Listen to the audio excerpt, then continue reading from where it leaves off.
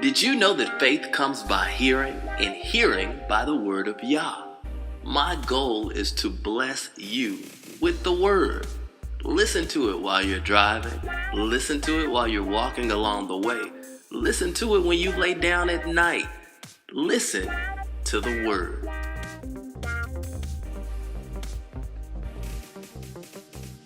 Exodus chapter 1 through chapter 6, verse 1. These are the names of the sons of Israel who came into Egypt with Yaakov.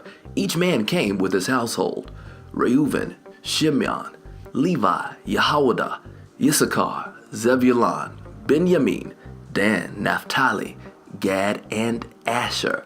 All told, there were 70 descendants of Yaakov. Joseph was already in Egypt. Joseph died, as did all his brothers and all that generation. The descendants of Israel were fruitful, increased abundantly, multiplied, and grew very powerful. The land became filled with them. Now there arose a new king over Egypt. He knew nothing about Joseph, but said to his people, "Look, the descendants of Israel have become a people too numerous and powerful for us. Come, let's use wisdom in dealing with them. Otherwise, they'll continue to multiply, and in the event of war, they might ally themselves with our enemies, fight against us, and leave the land altogether." So they put slave masters over them to oppress them with forced labor, and they built for Pharaoh the storage cities of Pithom and Ramses.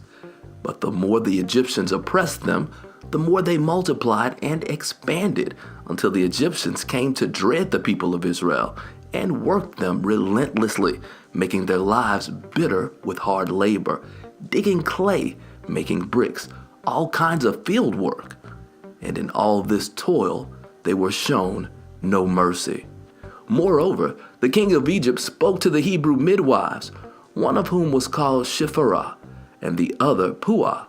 "When you attend the Hebrew women and see them giving birth," he said, "if it's a boy, kill him, but if it's a girl, let her live." However, the midwives were God-fearing women, so they didn't do as the king of Egypt ordered, but let the boys live. The king of Egypt summoned the midwives and demanded of them, "Why have you done this and let the boys live?" The midwives answered Pharaoh, "It's because the Hebrew women aren't like the Egyptian women. They go into labor and give birth before the midwife arrives." Therefore, the Most High prospered the midwives, and the people continued to multiply and grow very powerful. Indeed, because the midwives feared the Most High, he made them founders of families. Then Pharaoh gave this order to all his people: "Every boy that is born, throw in the river, but let all the girls live." A man from the family of Levi took a woman also descended from Levi as his wife. When she conceived and had a son, upon seeing what a fine child he was, she hid him for 3 months. When she could no longer hide him, she took a papyrus basket, coated it with clay and tar, put the child in it, and placed it among the reeds on the riverbank. His sister stood at a distance to see what would happen to him. The daughter of Pharaoh came down to bathe in the river, while her maids and attendants walked along the riverside. Spotting the basket among the reeds, she sent her slave girl to get it. She opened it and looked inside, and there in front of her was a crying baby boy. Moved with pity, she said, "This must be one of the Hebrews' children." At this point, his sister said to Pharaoh's daughter, "Would you like me to go and find you one of the Hebrew women to nurse the baby for you?" Pharaoh's daughter answered, "Yes, go."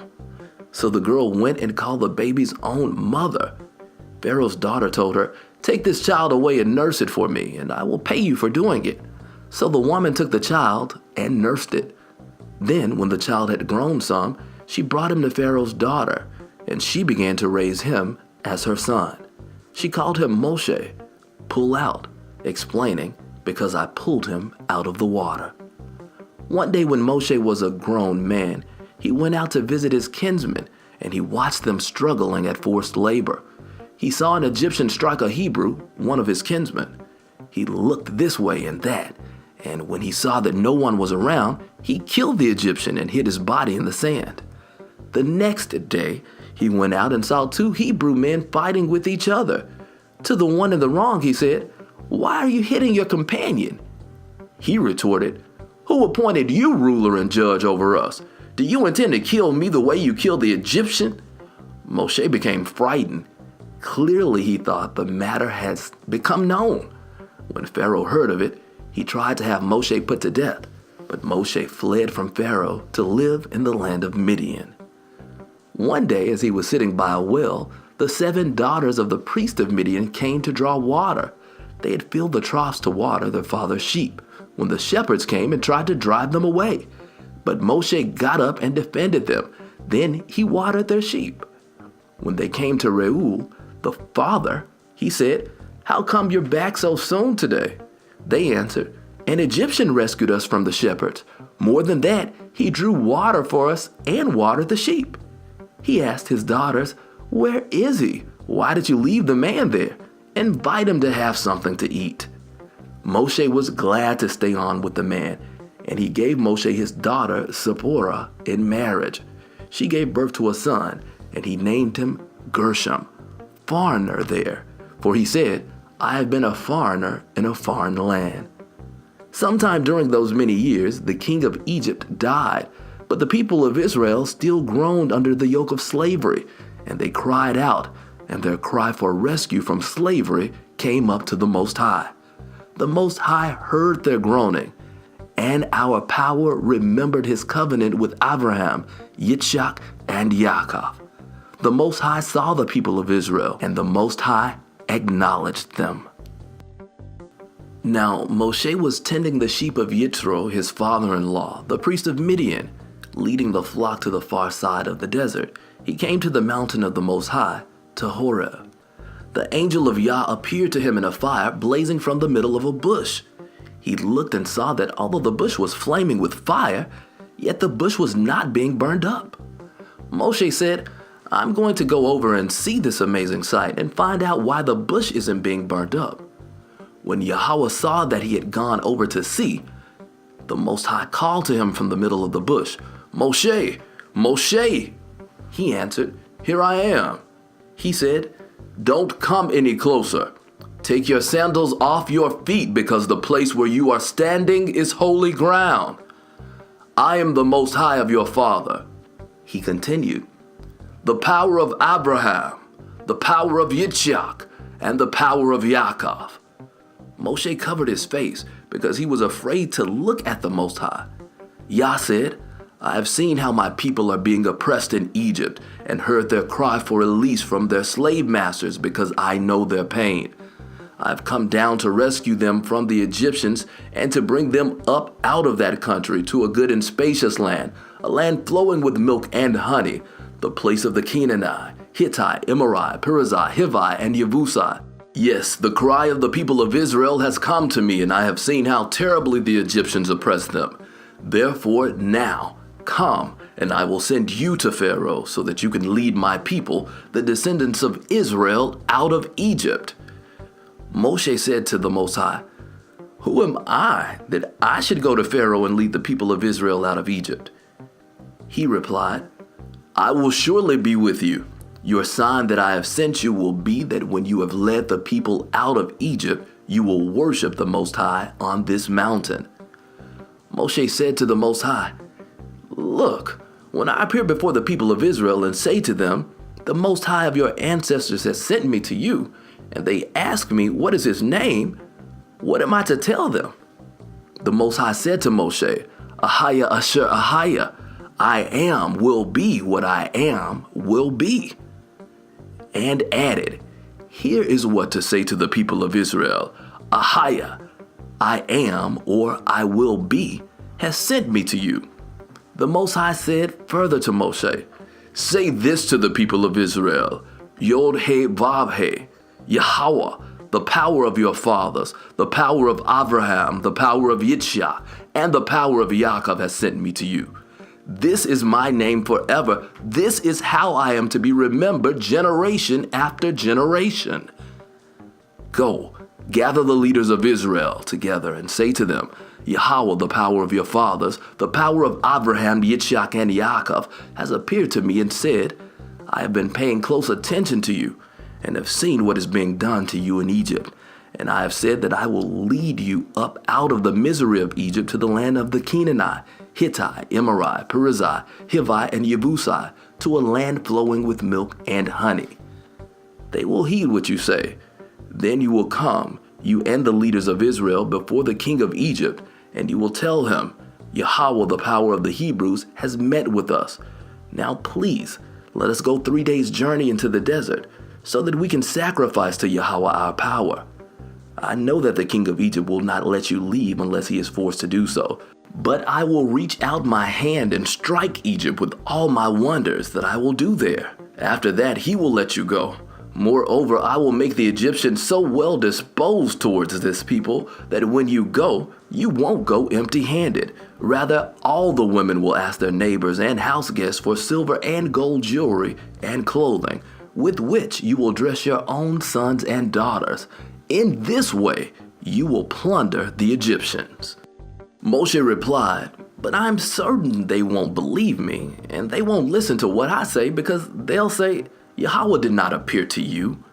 Yahweh answered him, what is that in your hand? And he said, a staff. He said, throw it on the ground. And he threw it on the ground. It turned to a snake, and Moshe recoiled from it. Then Yah said to Moshe, put your hand out and take it by the tail. He reached out with his hand and took hold of it, and it became a staff in his hand. This is so they will believe that Yahweh, the power of their fathers, the power of Abraham, the power of Yitzchak, and the power of Yaakov has appeared to you.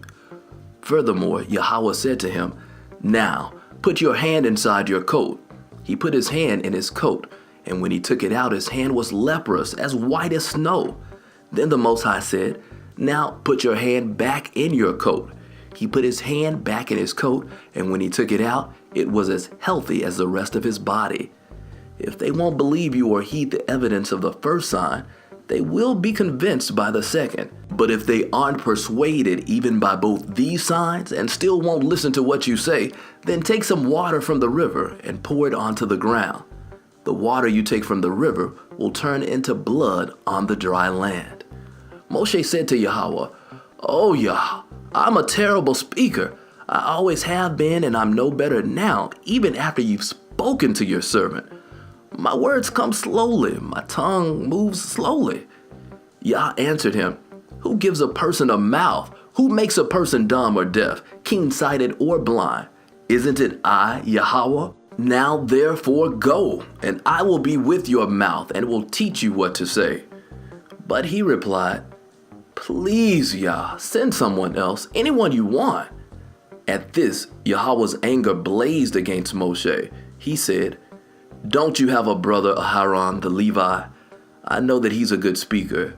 In fact, here he is now, coming out to meet you, and he'll be happy to see you. You will speak to him and put the words in his mouth, and I will be with your mouth and his, teaching you both what to do. Thus, he will be your spokesman to the people. In effect, for you, he will be a mouth, and for him, you will be like the Most High. Now take this staff in your hand, because you need it to perform the signs. Moshe left, returned to Yitro his father-in-law, and said to him, I beg you to let me go and return to my kinsmen in Egypt to see if they are still alive. Yitro said to Moshe, go in peace. Yahweh said to Moshe in Midian, go on back to Egypt, because all the men who wanted to kill you are dead. So Moshe took his wife and sons, put them on a donkey, and started out for Egypt. Moshe took God's staff in his hand. Yahweh said to Moshe, when you get back to Egypt, make sure that you do before Pharaoh every one of the wonders I have enabled you to do. Nevertheless, I'm going to make him hard-hearted, and he will refuse to let the people go. Then you are to tell Pharaoh, Yah says, Israel is my firstborn son. I have told you to let my son go in order to worship me, but you have refused to let him go. Well, then I will kill your firstborn son. At a lodging place on the way, Yah met Moshe and would have killed him had not Zipporah taken a flint stone and cut off the foreskin of her son. She threw it at his feet, saying, what a bloody bridegroom you are for me." But then the Most High let Moshe be. She added, "A bloody bridegroom because of the circumcision." Yah said to Aharon, "Go into the desert to meet Moshe." He went, met him at the mountain of the Most High, and kissed him. Moshe told him everything Yah had said in sending him, including all the signs he had ordered him to perform. Then Moshe and Aharon went and gathered together all the leaders of the people of Israel. Aharon said everything Yah had told Moshe, who then performed the signs for the people to see. The people believed when they heard that Yah had remembered the people of Israel and seen how they were oppressed. They bowed their heads and worshipped. After that, Moshe and Aharon came and said to Pharaoh, "Here is what Yahweh, the power of Israel, says. Let my people go, so that they can celebrate a festival in the desert to honor me." But Pharaoh replied, "Who is Yahweh that I should obey when he says to let Israel go? I don't know Yah, and I also won't let Israel go."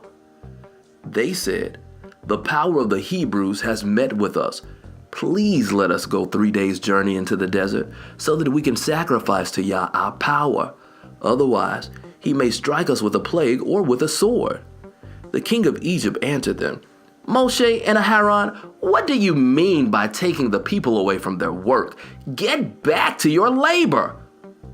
"Look," Pharaoh added, "the population of the land has grown, yet you are trying to have them stop working." That same day, Pharaoh ordered the slave masters and the people's foremen, "You are no longer to provide straw for the bricks the people are making, as you did before. Let them go and gather straw for themselves. But you will require them to produce the same quantity of bricks as before. Don't reduce it, because they're lazing around. This is why they're crying, 'Let us go and sacrifice to our power.' Give these people harder work to do. That will keep them too busy to pay attention to speeches full of lies." The people's slave masters went out, their foremen too, and said to the people, "Here is what Pharaoh says. I will no longer give you straw. You go yourselves and get straw wherever you can find it, but your output is not to be reduced." So the people were dispersed throughout all the land of Egypt to gather stubble for straw. The slave masters kept pressing them, "Keep working. Make your daily quota, just as when straw was provided." The foremen of the people of Israel, whom Pharaoh's slave masters had appointed to be over them, were flogged and asked, "Why haven't you fulfilled your quota of bricks yesterday and today as you did formerly?" Then the foremen of the people of Israel came and complained to Pharaoh, "Why are you treating your servants this way? No straw is given to your servants, yet they keep telling us to make bricks. And now your servants are being flogged, but the fault lies with your own people." "Lazy," he retorted. "You're just lazy. That's why you say let us go and sacrifice to Yah. Get going now and get back to work. No straw will be given to you, and you will still deliver the full amount of bricks." When they said, "You are not to reduce your daily production quota of bricks," the foremen of the people of Israel could see they were in deep trouble. As they were leaving Pharaoh, they encountered Moshe and Aharon standing by the road, and they said to them, "May Yah look at you and judge accordingly, because you have made us utterly abhorrent in the view of Pharaoh and his servants, and you have put a sword in their hands to kill us." Moshe returned to Yah and said, "Yah, why have you treated this people so terribly? What has been the value of sending me? For ever since I came to Pharaoh to speak in your name, he has dealt terribly with this people, and you haven't rescued your people at all." Yahweh said to Moshe, "Now you will see what I am going to do to Pharaoh. With a mighty hand he will send them off. With force he will drive them from the land."